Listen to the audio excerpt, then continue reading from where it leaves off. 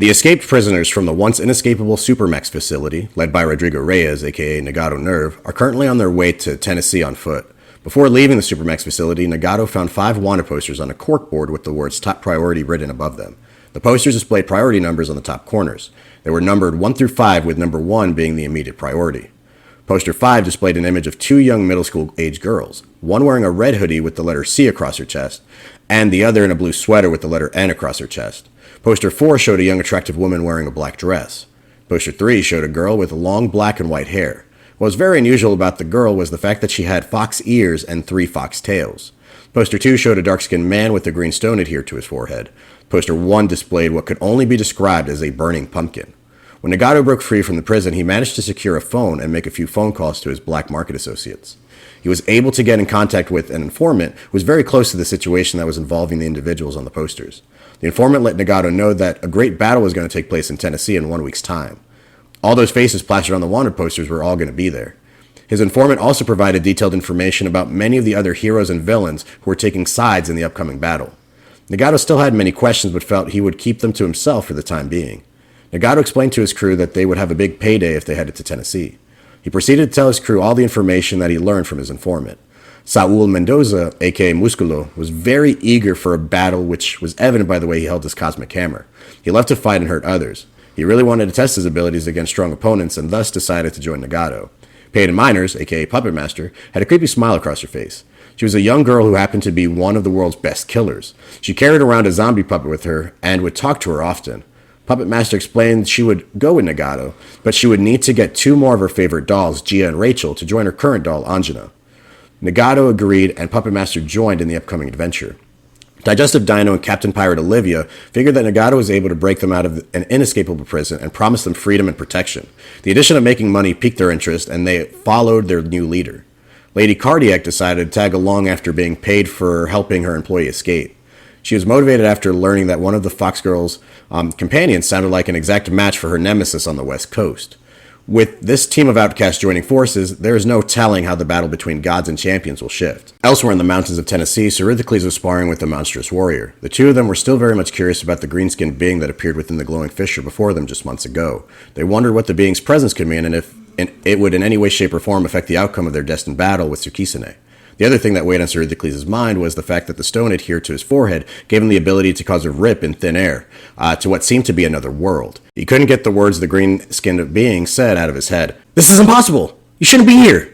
We don't come face to face for another 5 months!" How could someone know the future unless they are a seer? And what was also concerning was the fact that this being had a blue stone similar to his own green stone. The thoughts plagued Suruthucles' mind, but he felt a bit of intrigue as to how powerful that being truly was. After their sparring, the two returned to the cabin they had been residing in. The group of villains Suruthucles amassed was extraordinary. He was able to secure the monstrous warrior who was strong enough to compete with his father, Khaled, the mountain god, and also had the ability to create flames. He secured the allegiance of 2 young girls who had lots of experience in the murder department. One could manipulate liquids, including those in the human body, while the other could persuade others to do as she desires, with just her voice. An acquaintance of his found a woman who became mentally unstable when her gifts manifested. His acquaintance is a little bit batty himself, so I guess this made a lot of sense for him to find someone like her. She did, however, prove valuable in the laboratory when her mind was on right, and with her ability to create large gusts of wind and to fly, he knew she would become a most valuable asset. You see, 3 months after Chloe Meyer, or should I say the Blower's power, manifested, she flew away from Suruthucles and the team and went back to the city where her powers awoken in Indiana. She had regained some of her sanity and was looking for Peter Miller, or Peter Rabbit, as most people knew him at the time. While walking on the old campus, the Indiana Institute for Gifted Learners, several security guards recognized her and called in for reinforcements. The police came in a matter of minutes. Chloe began to lose her sanity like she did the last time she was on campus. She took a deep breath and blew out a large gust of wind that flipped the cop cars all in the air and sent them flying. It wasn't too long before Peter Rabbit was on the scene. Peter Rabbit's abilities had grown since the last time they met. His duplication abilities allowed him to duplicate his limbs, and now he is able to create duplicates of himself as well. His duplicates could not speak, but were able to move in response to Peter's thoughts and instructions. For a moment, it seemed that Peter had everything under control until the blower flew into the sky. From the air, the blower was able to scream a banshee-like scream, and sharp blades of wind were sent flying forcefully to the ground. All the Rabbit's duplicates were destroyed, and the original Peter Rabbit was murdered by his former love. After the incident, the Blower knew she had nowhere else to go but back to Suruthucles. 2 doctors worked alongside the Blower in hopes they could keep her mind operating at 100% for the upcoming battle. For several months, Dr. Easton Watts, aka the Brainiac, and his companion, Dr. Sophia Cord, were responsible for making sure that the Blower would have full control over her own mind and actions. The first doctor had a face that resembled a brain. He was about 5 foot 7 inches tall. His skin was pink. He wore purple shoulder pads, blue jeans, and yellow boots. He went by the name Brainiac. Although Brainiac looks like a cartoon character, he's very much a formidable opponent. He can make you see things that aren't there and has trained in martial arts for many years. He is the true embodiment of brains and brawn cohesively working together. The second doctor was the complete opposite in appearance. Where Brainiac looks like a friendly gumball that kids would love to befriend, Dr. Cord looked like a horror character straight out of the movies and your worst nightmares. Dr. Sophia Cord was a young surgeon at the age of 25. She was 6 feet in height, had long black hair with blue streaks, wore dark clothing, was pale and very slender. Dr. Cord had incredible reflexes, was very flexible, could move stealthily like a ninja, and had the ability to protract large bone claws from her knuckles. Being a neurosurgeon helped expedite Blower's mental recovery. Once fully recovered, the 3 scientists worked on a device that they hoped would win the war for their side.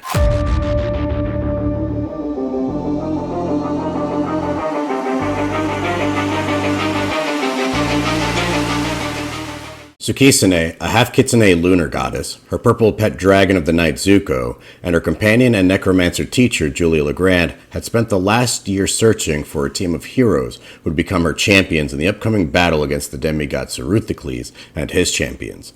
The search was more difficult than she had originally anticipated. Many heroes didn't wish to go with Sukisune because they feared the cities they protected would become easier targets for their enemies. Sukisune could not blame them. This battle was her test so that she could prove herself worthy in her father's eyes, so she could return to her homeland of Fantasia. The fruits of her labor were not in vain. Sukisune did manage to find heroes who were willing to join her cause. She met a young girl named Ella who had been making a name for herself. Ella was a middle schooler at Canson Middle. Her 2 friends, Peyton Deckard and Hayes Billings, were part of a team helping her to become a great hero. Peyton handled a lot of the science aspects for the team, while Hayes handled the technological aspects. The trio worked very well together, and because of her rising stardom, attracted the attention of Sukisune. It wasn't very long before Ella joined the team with a new costume and her new codename, Flyer. An Aura user named Drake, codenamed Storm Surge, from California joined Sukisune shortly after his run-in with Lady Cardiac. Since then, his powers have grown, and his ability to manipulate his aura into the element of lightning has grown. Since his battle with Lady Cardiac, Drake felt more in sync with his lightning. This feeling was very unusual because his lightning would always hurt him whenever he tried using it. Drake had put in a lot of training time with Cardio, the team's speedster, so he could feel more prepared to take on his teleporting nemesis.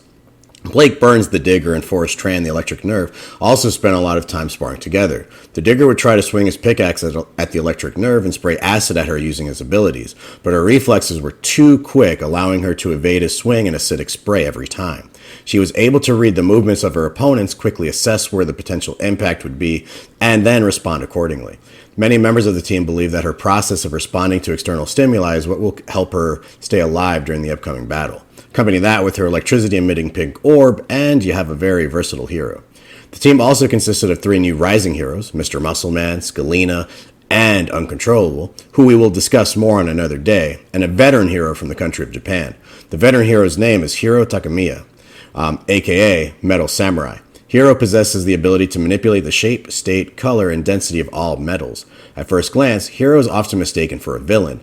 His Oni mask and chilling green eyes will send instant fear to anyone who lays eyes on him. He wears a dark green bodysuit that he covers with the battle-worn red metal armor. Hiro has metal spikes on his gauntlets that wrap around his forearms, large shoulder spikes, metal boots, and hip and thigh covers. When the team first met him, they thought he was a villain who was up to no good. It took the team some time to get used to Hiro's outward appearance, but once they did, they got to know the man underneath the mask and the kind soul he possessed. Here's a person who respects nature above all else. The team learned a lot about animal facts, medical uses some plants serve, and about meditation for a healthy mindset. Outside of Sukisune, Zuko grew very close to Hiro. Zuko would follow Hiro on foot on his nature walks, would sit under a tree watching as Hiro trained with his katana, and would often nap in Hiro's lap whenever Hiro was meditating.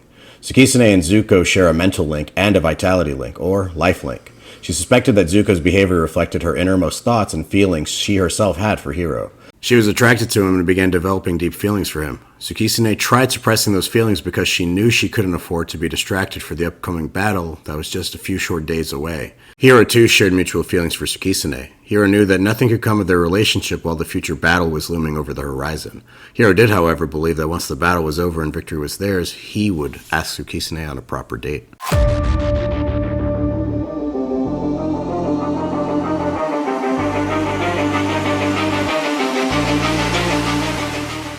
Without warning, the team was suddenly greeted by Ian, the lunar god of Fantasia, father to Sukisune. He made an appearance to let his daughter know where the battle would take place and to let his daughter know that he would be rooting for her. Sukisune tried holding back the tears in her eyes. All she wanted was to be welcomed back into her homeland. She gave her father the biggest hug she could muster up. Then she released him, wiped off the tears that managed to escape, and headed back to share the information with the team. As she headed towards the team, a bright white flash appeared where the lunar god stood. And when Sukisune looked back, she noticed that her father had vanished. After debriefing the team about the location for the big battle, the team packed up and set out for Tennessee. From their current location, it would take them about 3 days to arrive at the place where the battle would be held. Julia Legrand suggested that Cardio go ahead of the team and scope out the location. This way, Cardio would be able to report back and provide them with much-needed intel about the area. Sukisune had a lot of faith in Julia and agreed with her plan. Julia was, after all, Sukisune's teacher in necromancy and was thought to be the most powerful necromancer currently living. Sukisune had learned a tremendous amount about necromancy, from summoning spells to communing with the dead. She also learned how to infuse her natural and pure kitsune magic with this much darker magic to create an entirely new hybrid-styled magic. Julia Legrand believes that Sukisune, when using her newly attained gift seriously, could rival the power of the gods. Sukisune takes on an entirely new persona called Eclipsia, when using a synced version of both magics. Julia Legrand wanted to believe in Sukisune with every fiber of her being and wanted to watch Sukisune succeed in her battle against the demigod Suruthucles for two selfish reasons. The first was because Suruthucles had murdered Julia almost a year ago and she wanted revenge. The second was because when Sukisune is granted victory, she would be able to return to Fantasia and take Julia with her. Julia's ulterior motive is to absorb the life force from all the kitsune so she could increase her power and regain her youthful beauty. By absorbing the kitsune lifespan, she would seemingly become immortal, and with the natural kitsune magic absorbed, she would claim the status as most powerful witch in existence. Julia knows she cannot dream of defeating Suruthucles as she is now with the age and plump figure that she had. But if she continues with her charade of pretending to be good, there might just be a chance for her to have everything that she wants.